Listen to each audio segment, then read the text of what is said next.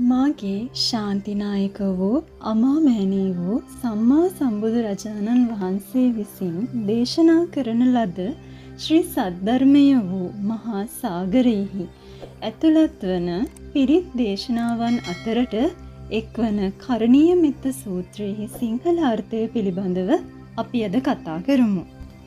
මාගේ සම්බුදු හිමියන් විසින් දේශනා කරන ලද දහම් පදයන්හි කෙළවර උතුම් නිර්වාණය නම් වූ සංඛ්‍යාත පද අවබෝධ කොට වාසය කරනු කැමැති තමන්ගේ අභිවෘද්ධිය සලසා ගැනීමට කැමැති පුද්ගලයන් විසින් කළ යුතු පිළිවෙත් සපිරණු මාර්ගයක් වේ නම් ඒ පුද්ගලයා නිවන් අවබෝධය පිණිස සුදුස්සකු වේ.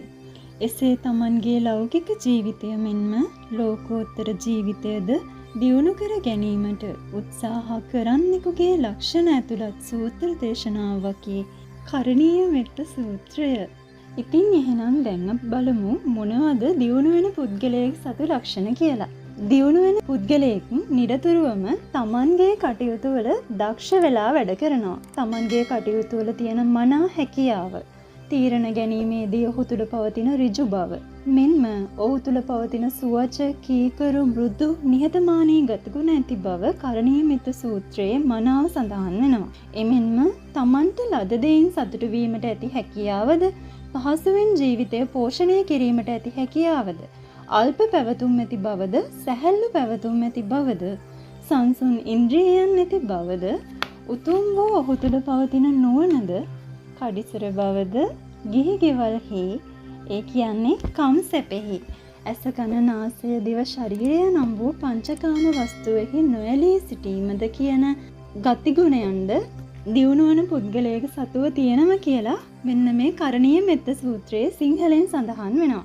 ඒ වගේම තමයි නුවණැතිව අන්‍යයන්ගේ අවමානයට ලක්වන කුඩා දෙයක් හෝ දියුණු වන පුද්ගලයෙකු විසින් නොකරනවා.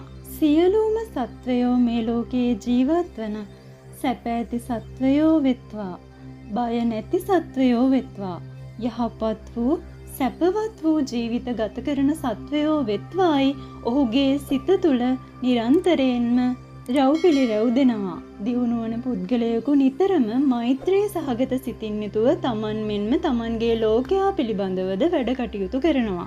ඔහු තුළ වෛරී සහගත සිතුවිලි හෝ චේතනාවන් ඇතිවන්නේ නැහැ.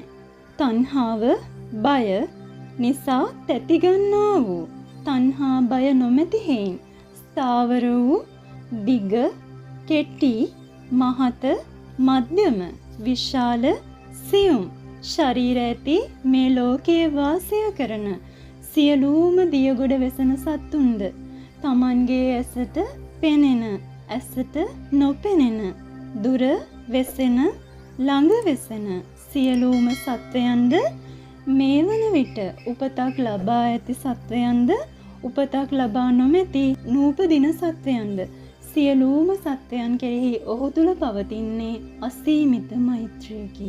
මේ ලෝකයේ ජීවත් වන මිනිසුන් තව මිනිසුන් කෙරෙහි වංචා නොකරන, අවමන් නොකරන, කෝපයෙන්, ද්වේෂයෙන් කටයුතු නොකරන, අන් අයගේ දුක කැමති නොවන, තමන්ගේ සිත, තමන්ගේ කය, තමන්ගේ වචනය පිළිබඳ විකෘතියෙන් මෙන්ම මනෝව්‍යාකූලත්වයෙන්ද නොවන කෙනෙකු බවට පත්වේවායි නිරන්තරයෙන්ම මෛත්‍රී සහගත සිත් ඇති පුද්ගලයන් සිතන බව මෙහි සඳහන් වේ.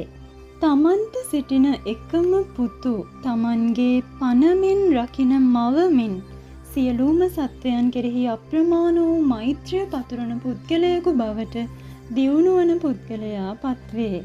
උඩටද පහළටද හරහටද හැම දෙසටම ඇති බාධා, හිරිහැර, කම්කටොළු, වෛරී චේතනා නැතිවනසේ සෑම සත්වයන් කෙරෙහිම මෛත්‍රිය පතුරන, සිටගෙන ඇවිදිමින්ද, සයනය කරමින්ද, අවදි වී සිටිමින්ද සෑම කල්හිම මෛත්‍රී සහගත සිහියෙන් යුතු වෙත්වායි බුද්ධ ශාසනයේ බුදුදහමේ සඳහන් වන මෙම කරුණු කරණීය මෙත්ත සූත්‍රයේහි දැක්වෙන දියුණු පුද්ගලයෙකු සතු ගුණාංග වේ.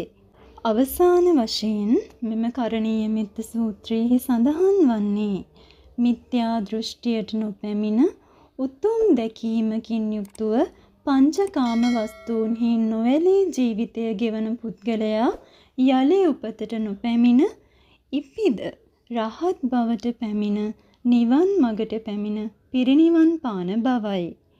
ඉතින් එහෙනම් මේ වෙනතුරුත් අපි අද කතා කළ කරුණු තුලින් කරණීය මෙත්ත සූත්‍රයේහි සඳහන් වන දියුණුවන පුද්ගලයෙකු සතු ලක්ෂණ මෙන්ම මෛත්‍රී සහගත පුද්ගලයා තුල පවතින මෛත්‍රී සහගත සිතුවිලිවල ස්වභාවයත් ඔහුගේ ජීවිතයත් පිළිබඳව අපි අද කතා කළා. ඉතින් ඒ දේවල් ඔයාගේ ජීවිතයට ආදේශ කරගෙන ඒ තුලින් ඔබගේ ජීවිතය වර්ණවත්ව මෙන්ම අර්ථවත්ව දෙලොව හිතසුව පිණිසම යහපත උදා කර ගන්නට හැකියාව ලැබේවායි මම ප්‍රාර්ථනා කරනවා. මෙවැනිම වැදගත් කරුණු ඇතුළත් තවත් වීඩියෝ එකකින් නැවත හමු වෙමු. සම්මා සම්බුදු සරණයි.